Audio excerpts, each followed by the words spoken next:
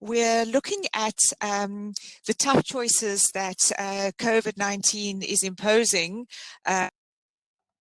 opening of and continuing of trade in Sub Saharan Africa, and the new frontiers that have had to be explored by producers to keep their export going. So we are very pleased to have Dixon Kimathi joining us from Kenya Horticulture Exporting, our experiences and what they're doing to keep their exports going. Dixon, so it's over to you. Thank you, Mandy. Good morning, good afternoon, East Africa. My name is Dixon Kimathi, as introduced. I work with the Kenya Horticulture Exporters, that is KHE.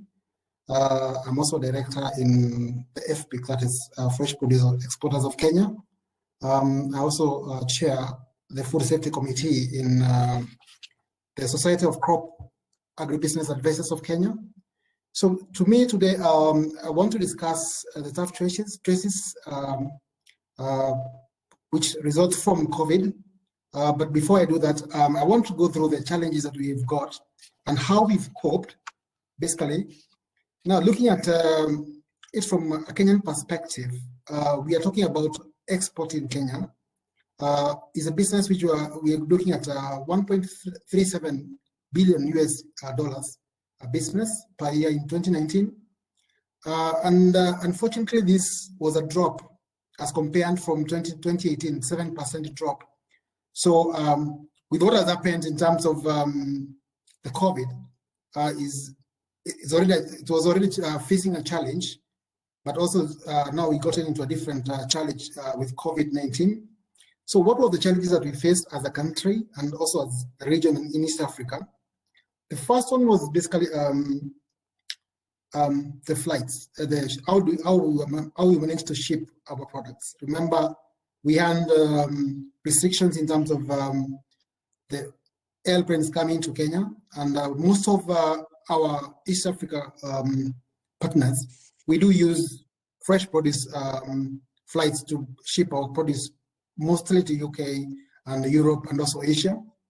So there was a big challenge, especially in the month of March going forward.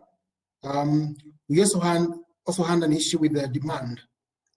First, there was panic buying. The first few weeks of the COVID, around March, April, where the demand was very high in Europe. People were just panic buying and even back at home. But as time went, we saw this reduce almost 20% of the demand. We saw that people don't go into the supermarket. We saw flowers, the auction market closed down in Holland. So there was loss of demand in terms of the horticulture goods, mostly within our export business. We also had logistical bottlenecks. Like for example, most of the exporters ship their produce to one country and then truck them across Europe. As for example, to France, then they truck them to Spain, UK. But with the border closures, this was basically becoming a nightmare, because now you want to plan to ensure that you're shipping direct to the country of use, that is to your supermarket. Then came the social distancing requirements. Basically, especially back at home, the government gave us a requirement of, for example, in the workstations, the park houses, the transport buses, we were given 60%, for example, with the bus capacity. So basically, this was basically an extra cost of doing business, because people are forced to do more trips to carry the workers. Of course, with extra hygiene requirements, sanitizing, more face masks, this was an extra cost to the business. And then came, in Kenya, we under cessation and curfew, where people are not allowed, especially to move from Nairobi to the villages. And remember, most of the people, all our farms are in the villages. So we had people like myself, agronomists, not being allowed to get to the farms with time. However, and also there was a curfew, which basically was starting at 7 o'clock in the evening. So even if we were given permission to go to the field, you want to plan yourself to be back in your house by curfew time to ensure that you're not breaking the law. The first weeks was not very good because the police were not were very hard on people. So basically, we had big problems.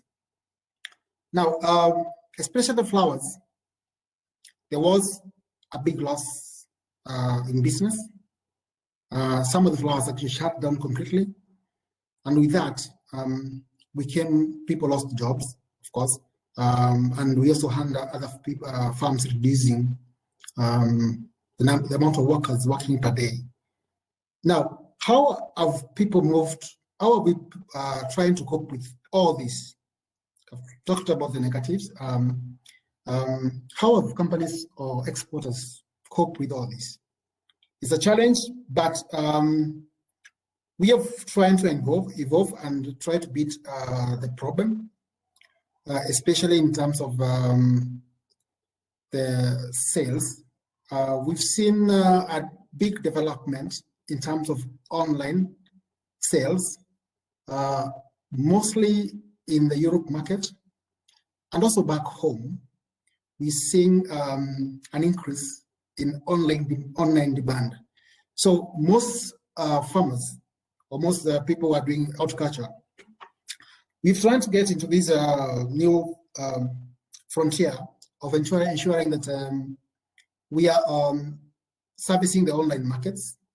My own company, we've done promotion in terms of local servicing of the middle class level people with an online service.